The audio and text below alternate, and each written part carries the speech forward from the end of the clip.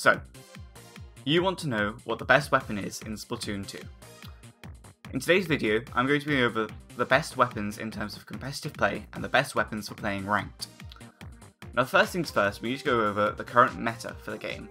So you might be asking yourself, what do I mean by meta? Meta basically means what is currently the most used weapons in ranked mode. So now you know what's meant by the term meta. What is the meta in Splatoon 2?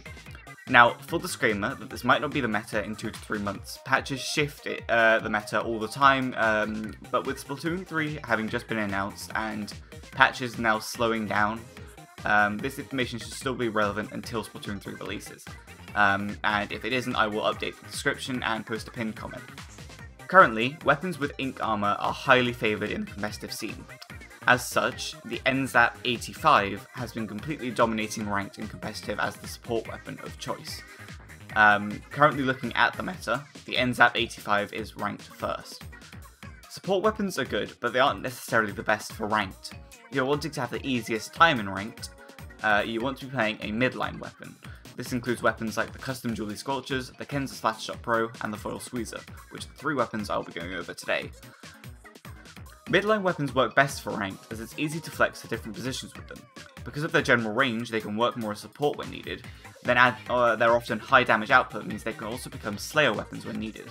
This degree of flexibility with the weapon makes them ideal for adapting to the poor weapon compositions and teammates in ranked.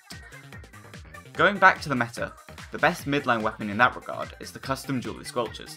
Something you'll notice with the top 3 midline weapons, the custom Jewelry Scorchers, the Kenza Splattershot Pro, and the Foil Squeezer, is that they all have one thing in common. They all have the sub-weapon Splat Bombs. Splat Bombs are an incredibly versatile sub-weapon that paint well, as well as have a medium ink consumption, and are great for getting random splats. What makes the custom Jewelry Scorchers so good is their overall kit, as well as their jewelry roll. There is one major caveat with this weapon though. In order for it to be viable, you'll want to run 3 mains and 5 subs of main power up. This isn't necessary, but it's what makes these weapons incredibly fearsome, as it takes their high fire rate, high range, and adds more damage to that. The second best weapon, in terms of the meta, is not a midline weapon, but it's currently the highest ranked, and that's the Nzap 85. As I stated previously, it has ink armor for its special, as well as suction bombs. What makes it great is the rate at which it gets its special. If the meta favours armor highly, it makes sense to be getting as many armors as possible, and the Nzap 85 is an armor machine, rivaled only by the Splattershot Junior. But what separates this from the Splattershot Junior is that its range and damage are much higher, and it doesn't have the RNG that the Junior suffers from. The third best weapon, and my personal main in Splatoon 2, is the Kenza Splattershot Pro. It has Splat Bombs and Booyah Bomb for its sub and special, and deals 42 damage per shot maximum, as a base. If you run 3 mains and 4 subs of MPU, or main power up, this weapon then increases to 49.9 damage maximum per shot, making it a potential 2-shot kill if the enemy has taken damage prior. The final weapon I'm going to give a candidate for best weapon for ranked is the Foil Squeezer. This weapon is criminally underused in the Western scene, because it has a high skill floor and high skill ceiling. What I mean by this is, the weapon takes a lot of skill to begin to learn, and then you need a lot of skill to be able to master it. If you are able to master it, however, this weapon is one of the scariest to face in any situation. It has Splat Bombs and the Bubbler for its sub and special, and deals a maximum of 38 damage per shot base.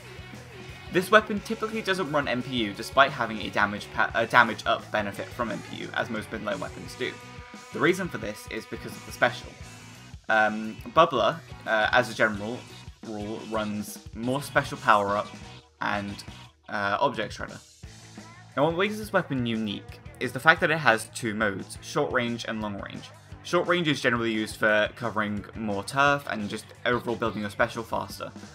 The long range is what makes this weapon so great.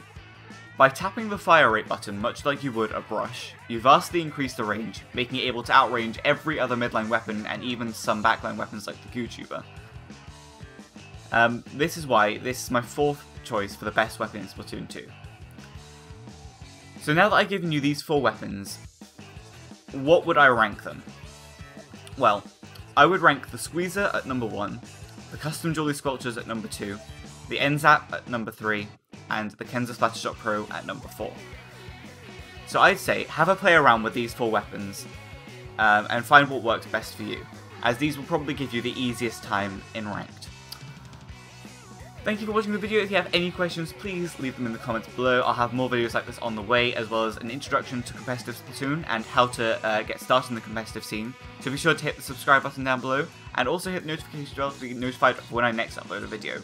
I'm not sure when I'll next upload a video like this, but I do upload scrims, which are matches between 2 teams at quite a high level, quite regularly. So make sure you stay tuned for that.